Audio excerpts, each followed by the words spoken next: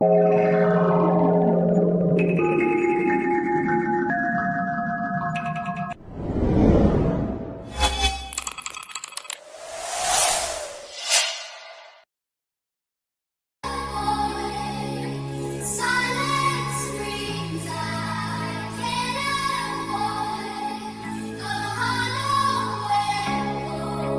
got one with this one, Melody?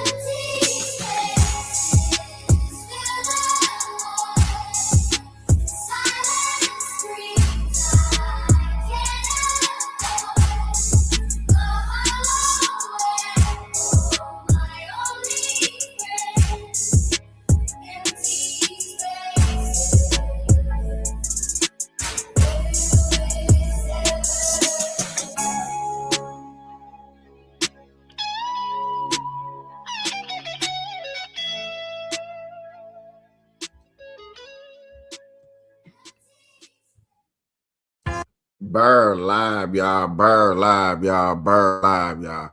Burr Wadickley. No, this is AI. AI technology is stock market day, baby. Welcome, welcome, welcome. Welcome back. Oh, yeah. I forgot one more thing. Let me share this on out to my family, just in case they want to come up for discussions with me. But today is AI and technology, so we're going to go over some AI things that are happening in stock market and in the news, and we're definitely going to go over the stock market and the ups and downs of what's been going on lately. Now that we're getting a little bit more information and what the stock market is doing, what we should invest in. Also, am planning to do stock market 101, where I do go over the different terminology, first floor, what are the major steps to becoming into stock market, what the things to look at to invest. I am going to go over all these things plus more. I think it's necessarily and definitely needed to know, because I've been having conversation, and a lot of us middle class people are looking at situations and really are saying that we're saying a lot of false information because we don't have enough research. And that is definitely 100% making me want to um, do more investment, break stuff down, and go over it with you guys. And today we definitely gonna go over AI. AI is apparently losing public support. This what I got right here is definitely from ABC and AI, and we're gonna go over it. I love this. I appreciate everybody stopping through every Tuesday. AI tech. Let's get into it. Watch as UCF grads boo this real estate executive's speech about the daunting changes they face. The rise of artificial intelligence is the next industrial revolution. What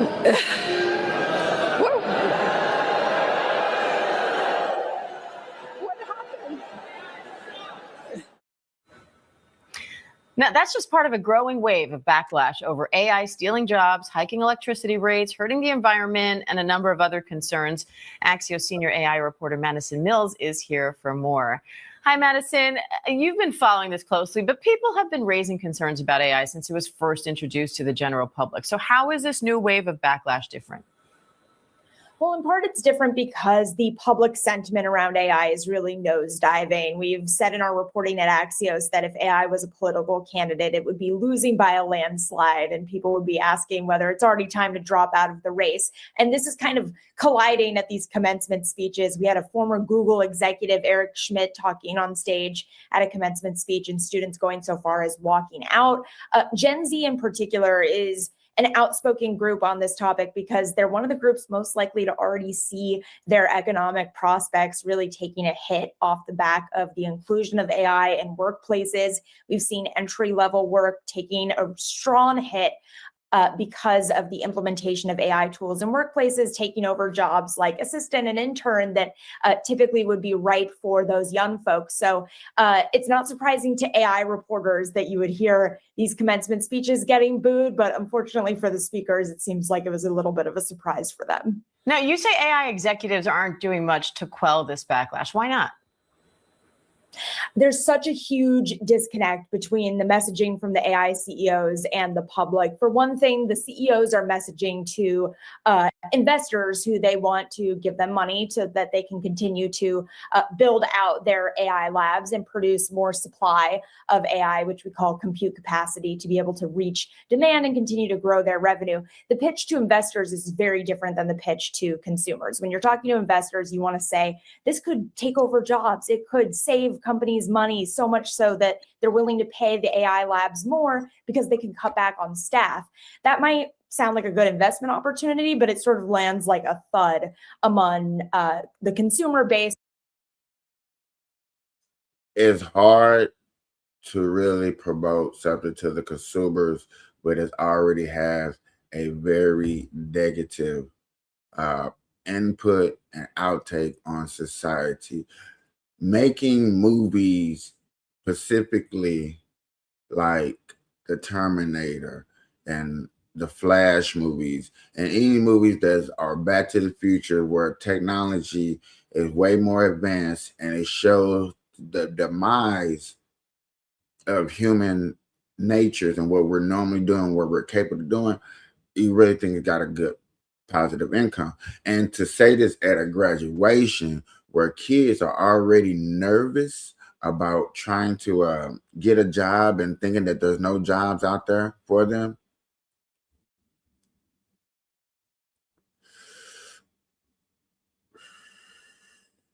We do see you, Michelle, out there. I put a link in the chat if you want to come up with me on the show. But that's basically what she said. And yet again, is for these kids day and age, you really gonna have to make a move, like a movie that's gonna define the future. Like Terminator defined the future for us for AI. So it's like we're looking at a movie that's actually taking place.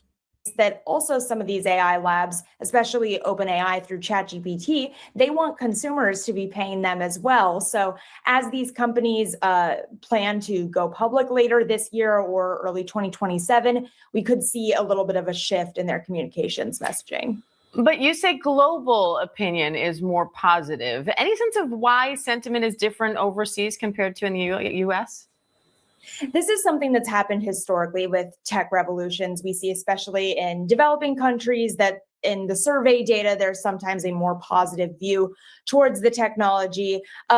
I would also add, though, that it's sometimes difficult to trust the survey data. You have in China, for example, and some other Southeast Asian countries, a lot of positive sentiment around AI. It's difficult to. Hold on, let me make sure y'all can hear me. Data, there's sometimes a more positive view towards the technology. I would also add, though, that it's sometimes difficult to trust the survey data. You have in China, for example, and some other Southeast Asian countries, a lot of positive sentiment around AI. It's difficult to. Okay, so yeah, I know y'all can hear me. Data, there's sometimes a more positive view. So I don't know what's going on your end, Miss Michelle. You are talking now, like, oh. Okay, as long as you can hear me. To suss out how much of that is the true public sentiment around the technology versus a broader national push to get people to adopt to the tech. So I think that's important to note. Matter of fact, I'm going to take a quick break. Oh my God, I can't even take it. I can't even do it. Well, but more broadly, we see in countries where there's less white collar work, you're also seeing a less negative public sentiment around AI, which again is not super surprising because the messaging around the technology in the US has been that it's going to replace people's jobs. I'm gonna pause right there and I'll be right back.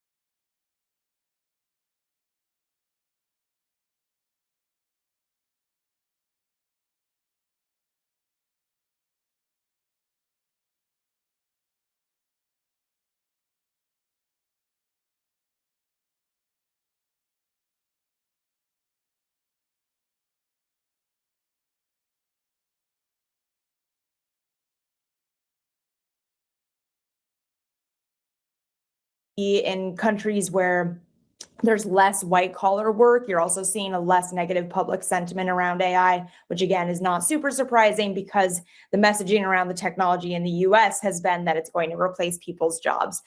So you are starting to see a little bit more of that positive sentiment around the globe compared to the US.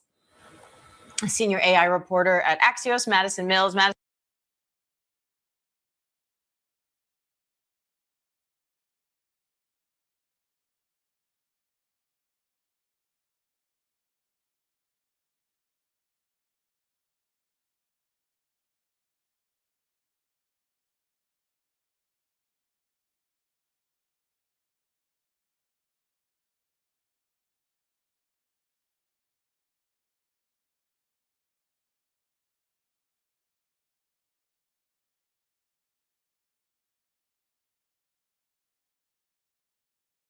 While Washington debates the role of artificial intelligence in American life, China is racing to incorporate it across society. ABC senior White House correspondent Selena Wang is in Beijing, traveling with the president, and sat down with young students embracing the new technology as China and the U.S. battle for AI supremacy. 然后第二家公司叫啥？那个 Google。对，谷歌。 3 years ago, private tutor Yuan Jiama started teaching kids how to use AI tools. Back then, she had to convince skeptical parents it was even worth their time. Today, she has a long waiting list. 3年，23年当时 ChatGPT 刚出来不久嘛。 Ma says ChatGPT had just come out when she first started, and she knew it would dramatically transform education and help children. Her students aren't just learning about AI, they're already building with it, and some of them are already making money. And here you can talk with your original character. Candy Tang is 12 years old. She wants to one day be the CEO of her own gaming company. She's already built this app that lets people talk to virtual friends. I'll tap hello here and then it will respond. Tell me what she said. It says, hello. And she helped build this reservation system for a local swimming pool. And she developed this AI tool to connect people with doctors for Chinese medicine advice. What kind of advantage do you feel like these extra classes give you in school, in your daily life? I have the ability to, like if I have any problems, I can use AI to make an app to solve it. Does your regular school teacher allow the students to use AI for homework? They don't allow to do the homework, but they allow to use AI to check the homework. 14-year-old Angela Wang has also built her own app. This is me, and like I was been bitten by the zombie. She asked her mom to sign her up for Ma's extra tutoring courses. So you made an app to help your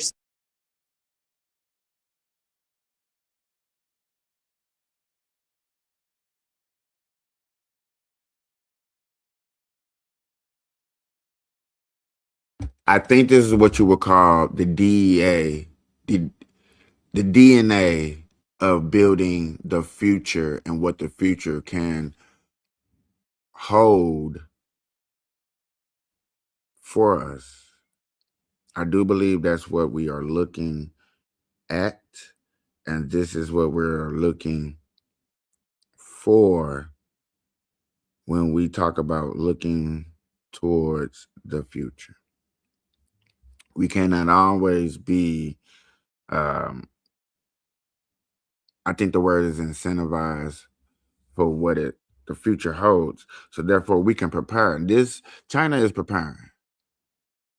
If you can show a 12-year-old, 13-year-old, 15-year-old, all the way up to 16, how to invest in themselves to make $1, I think that's what a lot of parents want a school system to do. I don't have a problem with that. I have a problem with you wanting a school to do something that's considered home teaching. There's things that should be taught at home. There's things that should be taught in classroom. Teaching your child a business in school, getting them advanced, I have no problem with that. You know what I'm saying? I think that's cool. I think that's very needing for the future. Is getting the future ready right now. And this is what we want. This is what we're going to do. There's nothing wrong with that. When you start demanding that does happen because you feel like it's in a curriculum, when, I can teach you a business, but do you know how to read and write and stuff like that? We got to understand the norm, the regulars, and then what is still deemed necessary in school for the basics. Reading, writing, and arithmetic. Damn, I ain't said that in so long. Okay? But you do gotta be able to break it down, y'all. Self-train for running a race. How does it work? My app name is Zombie Run. Like when you don't run, the zombie will chase you. You've grown up with so much AI in your life, smart cities in China, facial recognition, AI seems to be everywhere. Has that ever made you uncomfortable, or do you just see it as part of daily life? I think that is my daily life, and I think AI goes in the city will be better. Oh, is this our car? These kids are growing up in a country where AI isn't just in the classroom, it's everywhere as Beijing makes an aggressive push for AI adoption throughout the world's second biggest economy. So I'm in the back of a cab in Beijing, no driver behind the wheel, just AI. We take a driverless taxi and head to a local mall where shoppers can buy anything from AI companions to robotic dogs. The company behind these, Unitree, went viral for performing this synchronized martial arts during China's Spring Festival. Now you can just walk in and buy one off the shelf. Oh, so she said I could buy their robots today from the store. And the price tag for the humanoid robot, starting at $13,500, the four-legged robot starts at $1,600. Hi. Hello. For diners who like their hot pot. So we're looking at iRobot right now. This is iRobot right now as we speak. If you have not seen that movie, Will Smith movie, iRobot, where AI robots have definitely became the maid of society, and they're out here doing the everyday deeds of normal people, normal people and stuff like that. So by that, I'm going to say that we need to definitely start the knowing and the understanding that we can't be afraid. It's here. And even though we barely see it over here in America, like we seeing it just barely in our phone and stuff like that. China is, I almost want to say 10 years ahead of us when it comes to this AI. With a side of spectacle, restaurant chain Heidi Lau serves up more than noodles and broth. Now they've got singing and dancing robot performers. He's doing a birthday dance. I think overall China's attitude is AI is not only the next big thing, but it's already here. Kyle Chan is an expert on China's technology development with the Brookings Institution in Washington. Is there any application in which AI is being used in China in people's day-to-day lives that maybe is unexpected and not being used here? I think already we're seeing a lot of these AI agents in China being integrated into services like food delivery or buying tickets or making travel plans. It's taking off more in China, and that partly reflects, I think, Chinese consumer attitudes towards new technology, but also Chinese tech companies and their willingness to maybe take more risks and experiment. Back in Beijing, data scientist Jung Cheng Feng also tutors students in AI, and he's clear-eyed about the risks. Do you think there are any risks to children learning about AI when they're too young? Oh, sure. I think definitely you have the risk of them relying on AI too much and using AI indiscretion. It's not like they are not going to use AI anyhow. If we don't teach them how to use it correctly, they are just going to do whatever they want, and they're not going to be pretty. In China, the question isn't whether children should learn AI, it's how fast. For kids like Candy, the answer is simple. AI is developing so quickly. Does any part of AI... It's not about when our kids are going to be knowing AI. It's how fast. And me knowing that and understanding that, I'm looking at my future people right now. And yes, it tears me up. It terrifies me to understand that this opportunity is going to be easily passed up by a lot of people. There's going to be a group of people who's going to pass this up because they're not paying attention to this right here. I'm definitely going to be clipping this and spreading this amongst all my platforms. Got to get ready. This just makes me want to step up my homework.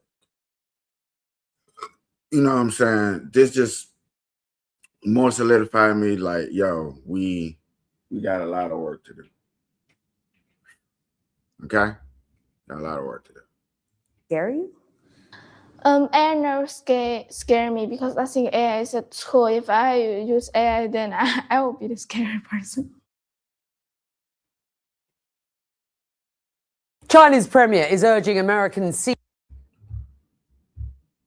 If she used AI, she would probably be a scared person.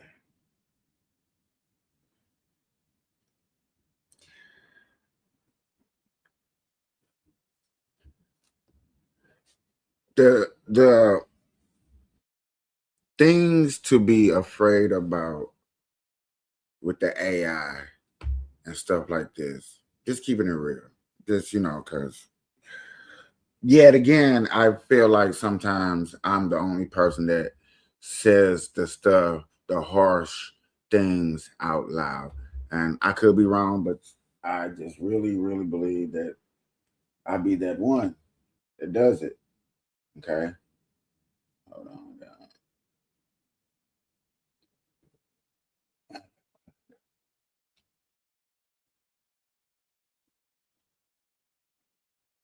Yeah, I'm easily. Okay. Hold on. There we go. Pressing the wrong button. Okay, so sitting here think about bullying and AI, and I really want to go back to what she said real quick at the end. While Washington debates the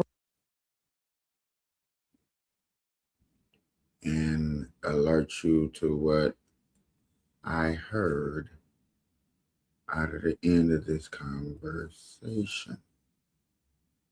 Quickly, does any part of AI scare you? AI never scare me because I think AI is a tool. If I use AI, then I will be the scary person.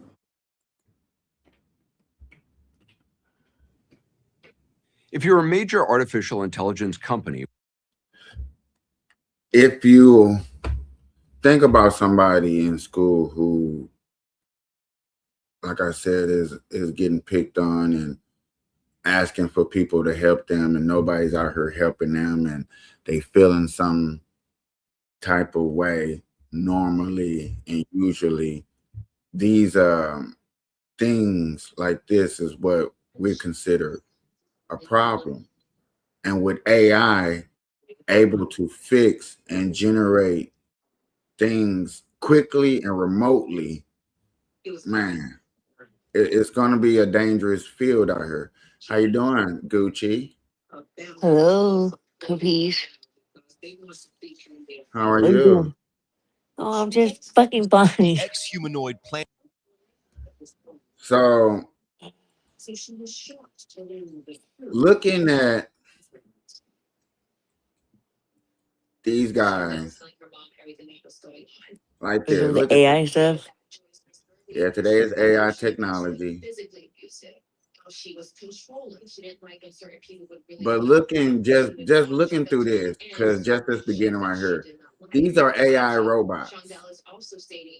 And doing these AI robots, can you do me a favor? Yeah, thank you.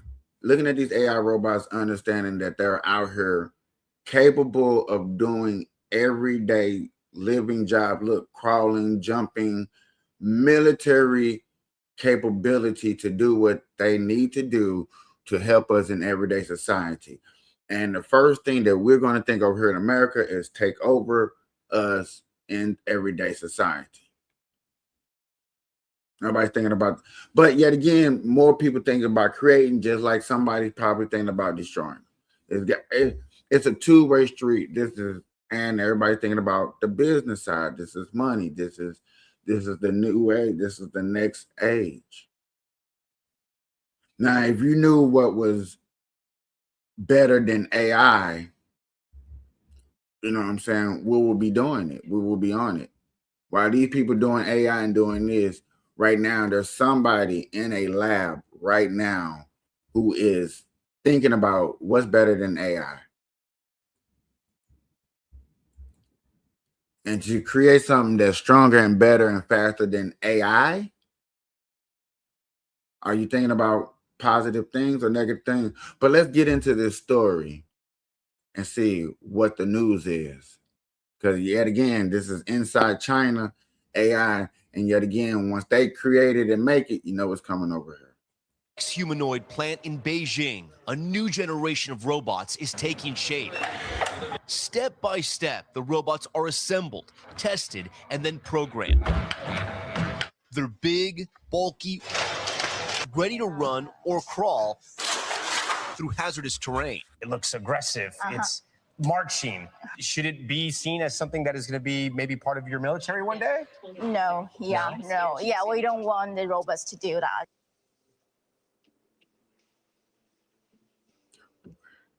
Did she say yeah, no, what? Let's rewind that and hear that one more time. Because that's a good question. That is a very, very good question. And for her not to answer honestly, when we already know drones, which is AI ran, are in the military. China had a military parade, and you've seen all day drones from all shapes and sizes. Dog drones, plane drones, little helicopter drones, and I think they call them grasshoppers. Like, come on, man. It's aggressive. It's marching. Should it be seen as something that is going to be maybe part of your military one day? No, no. Yeah, we don't want the robots to do that. Yeah, we want robots to help people. The company says. She said, no, yeah, no. We want our robots to help people. So, you know what she's saying in so many words, y'all. No, we don't want our robots in the military, but it doesn't mean that the person that runs and funds us doesn't want our AI in the military. It's just like saying us here in America. We may not want our robots in the military, but it doesn't mean the government does it. And then when you think about some things that's going on in war and what war consists of, I believe there's a small percentage of people here in America that would love to swap out their child for an AI robot. That means my child get to come home, spend more time with me, see him during the holidays. Yes, you are going to definitely 100% switch out that AI robot for your child to come home. These robots will make living easier by helping humans and could even be used in emergency situations. So when you talk about helping out in the house, give me some examples, like help watch the children, help maybe elderly residents, clean dishes. I mean, what is it going to do? The elderly, maybe, because less and less people want to have kids nowadays. It's clear there's still a lot of experimenting going on, including this silicone-like face on the humanoid head. What is this? It's a bionic face because, like, in the future, we want the robot to have more, like temperature. So we want it like also look like temperature. Want your AI robot to look more human as possible. Why? Because too many people out here are so-called lonely. Don't have a friend, don't have nobody to care and share and want to be with. Ladies and gentlemen, these are the fears that people are looking at. I see these things, and what I see and what I've been learning and what I'm going to go into later on in more episodes in depth is when you see these things and you think about a job career, there are small things in each job career that needs to take place that this I had got my research from. I just need to break it down for a show for us. for my audience to learn so I can teach y'all some things, because there are plenty of jobs to get in when it comes to this. Okay, plenty of jobs. Just looking at this picture alone of this mask, you got the wig, you got the glasses, you got the makeup. All those different departments are little jobs that we can also get into, that, you know what I'm saying, we can tap in to get into this AI game. You don't have to be AI tech, so tech savvy. Okay, there are other windows to get into when it comes to tech and stuff like that. All right. Like human. So you're gonna put these faces, these heads on the robots? Yeah, like in the future. Ex-Humanoid says these robots are still 3 to 5 years from hitting the market. Most of the functions we saw were controlled by remote, but the goal is full autonomy. There is a big gap between what they can do physically and what they can do autonomously. This is where they need the training data and they need the improvements in the AI. But China is closing that gap with startling speed. At a recent half marathon pitting Chinese humanoids besides real-life runners, a robot named Lightning won the race, finishing in just 50 minutes and 26 seconds. A record-breaking pace and a huge leap from last year's race. I want y'all to pay attention to this. I seen this report. I'm so glad I refound it. It was a year's difference that I need y'all to pay attention to of developing AI and where we was and where we are today. Where many models could barely maintain their balance. This is last year. Off the track, the technology is already being put to work in major cities. China has robots managing traffic at busy intersections. It's all part of an all-out sprint for tech dominance. Just like with EVs, solar panels, and cell phones, China is flooding the zone with more than 150 companies trying to outproduce the rest of the world. One part of the industry that is already bringing in cash, rent a robot. In China, these pint-sized humanoids are delivered straight to your door, like this soccer-playing robot we rented. A little rusty at first, but after a few face plants, this little guy finds his footing and he can kick around, even scoring some goals. We thank you for.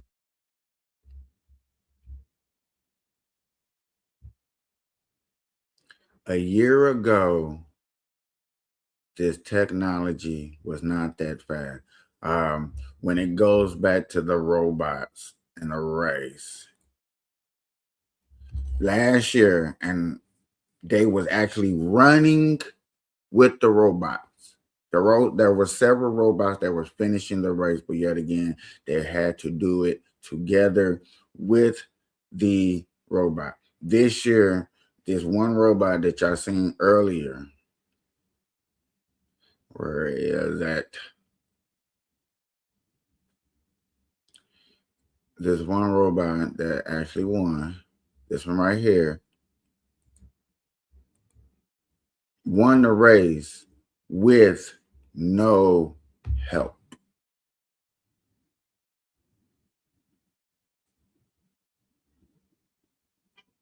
Next year, there are going to be at least 10 robots winning the race with no help. 2 years from now, they're going to be, AI is going to have its own race for you to gamble and get into. 2 years. Give it 2 years. We can get in on this. It's not hard. It's not that damn difficult. Very simple. And we're going to go over it together. I'm going to break it down. I'm going to learn just the way you learn together. I want to learn with you guys how to do this, how to do it right. All right?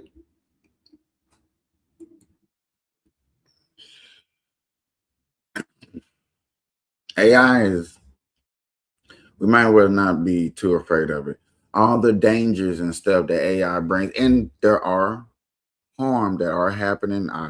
That's what really got me into it. Somebody gave me a story, and yet again, it took me down the whole of the hall of justice.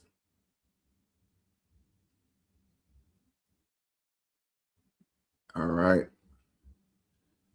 Now, y'all, stock 101. Stock market 101. The best person, well, there's a lot of people out here that has videos, but I like people that are firm talkers. Comes with, I got this video. I'm gonna start off with this guy, Clear Value Tax. We're gonna break it down 101, small steps, writing down, taking notes in the beginning, just to learn the basic steps of stock market before we get into the big glamour and this and not understanding that. We just want to know the beginning basics. What is stock market? How does it work? What are the basic level ground steps? I think that's a good step. I think this is a good start. I think this is a good place to be. Okay.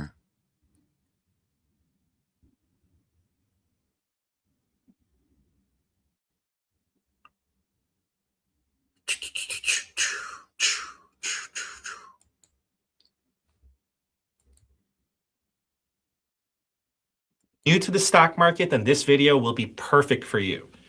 So I want you to know that every experienced investor in stocks was once a beginner.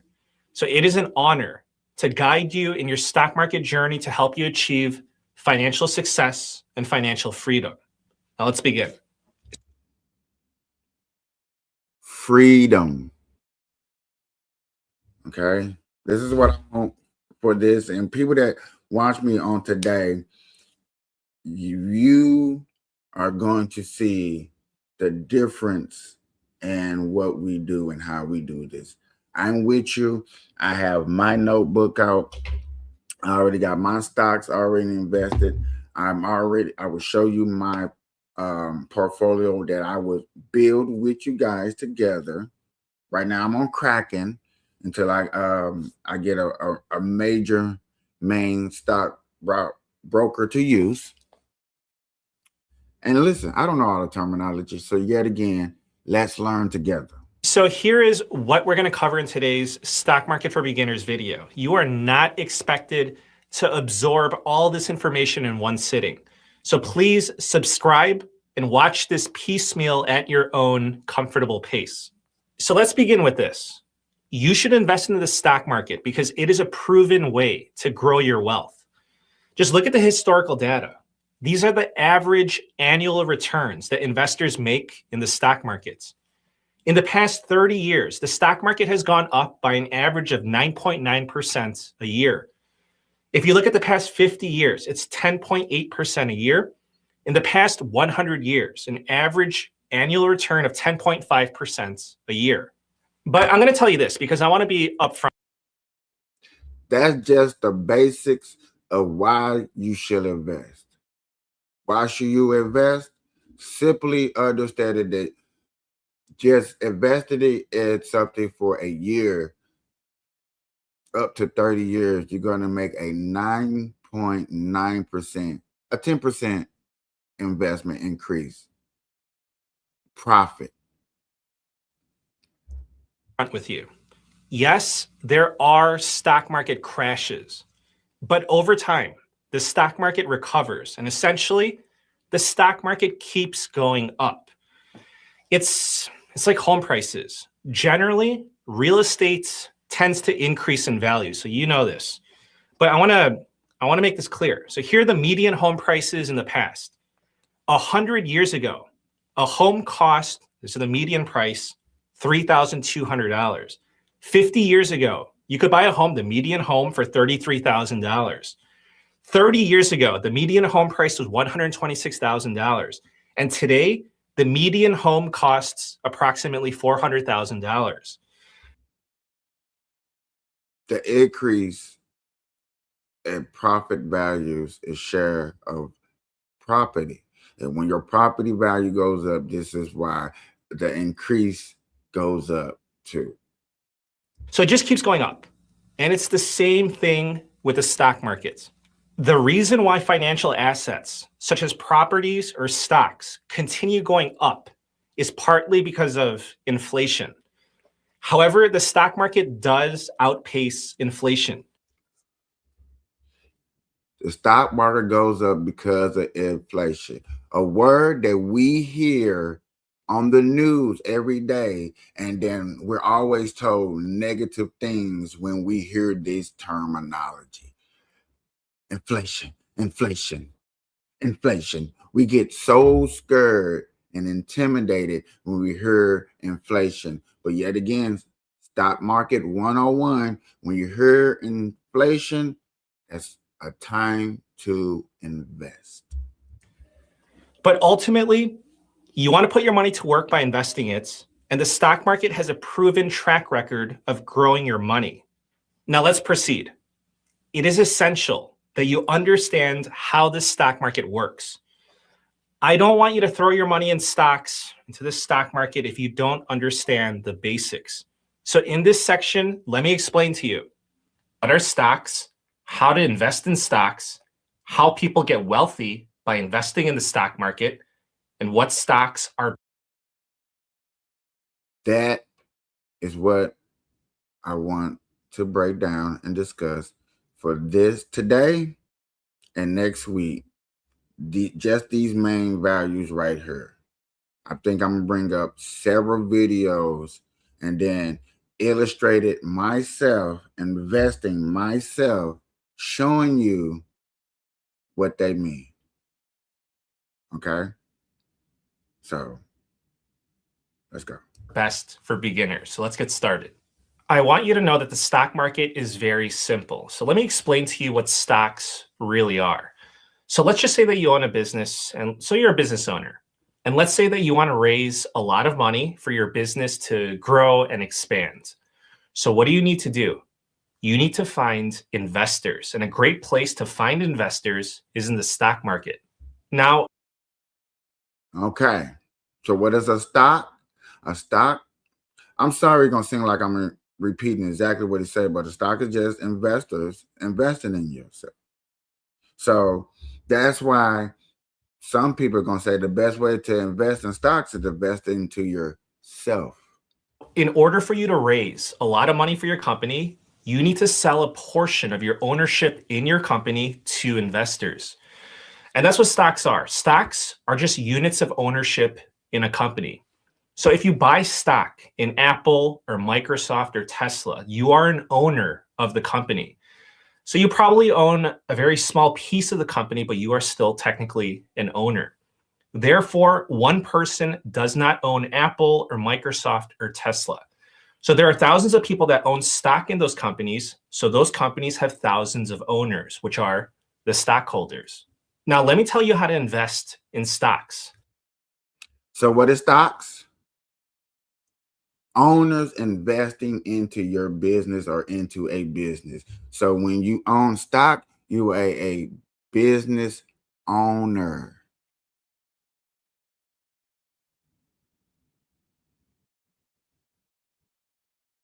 Ladies and gentlemen, boys and girls, I want a lot of y'all out there to really deeply understand this, because you don't own no type of business at all. You never thought about owning a business at all. That's not in your forte. So guess what? A little bit of stock investment is you investing as a business owner into a company, helping a company grow that you probably use every day.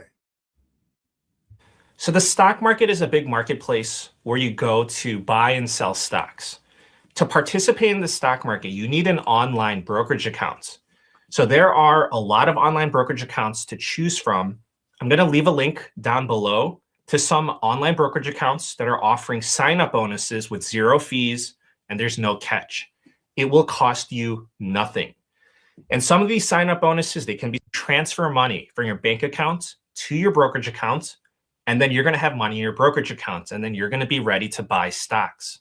So you want to buy stocks in good companies. That's because if a company does well, then the value of the company increases.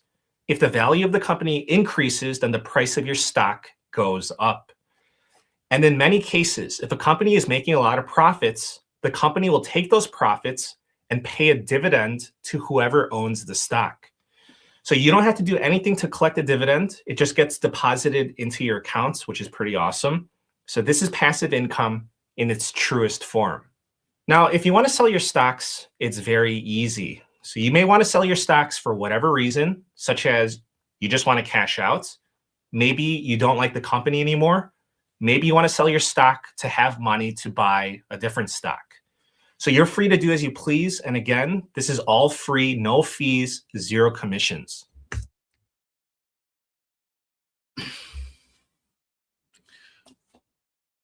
To buy and to sell a company as you please. Freedom to do what you want as you please. The stock market sounds like a very friendly, fun place to be. Risk, yes, but I think everything in life is definitely a risk. But understand this, you know what I'm saying? You got to think of taking ownership for yourself and what you want to do in life. These true values is key to what we need to do to have generational wealth.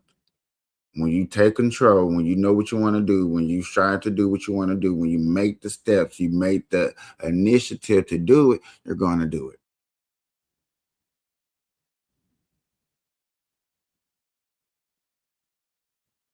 I said we're going to invest in stocks on this channel together as one.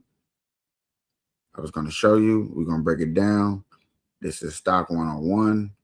Just learning the definition of what a stock is and how it moves. You're just buying a piece of ownership into a company and watching it either grow. And if it's a good company, the money is going to go up. You're going to make money. If it doesn't, you're going to lose money. There are certain times in stock where it is at a very high peak. There's a high interest into a stock. So people wait till it gets to a peak, to it's worth a lot of money. Then they sell their share for double or triple or quadruple the price of what they invested in. You invested in something at $7.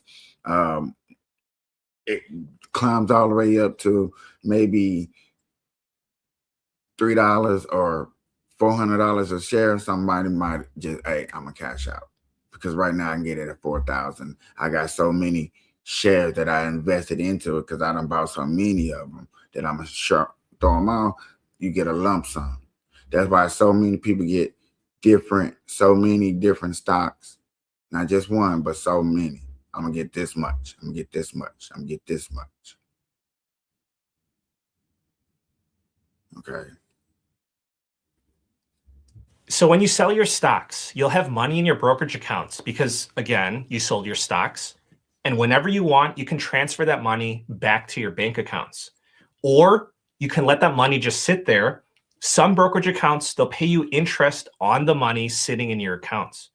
Or you can use that money to buy stocks, whatever you want. Now, I want you to know that many people get wealthy in the stock markets. And there's not just one way to do it. I'm going to tell you what most people do.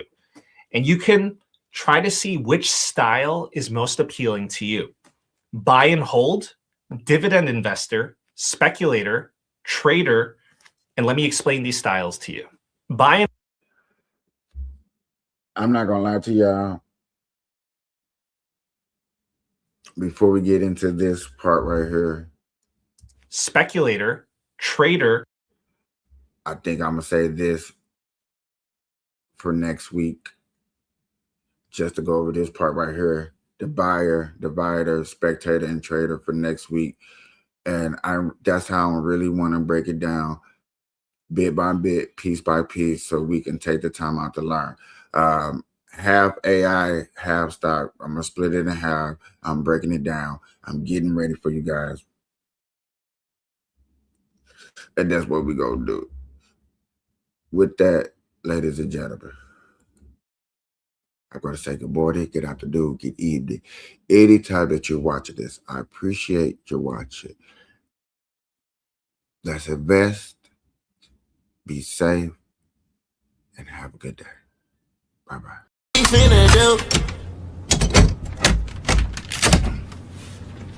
This motherfucker is locked. I'm in love with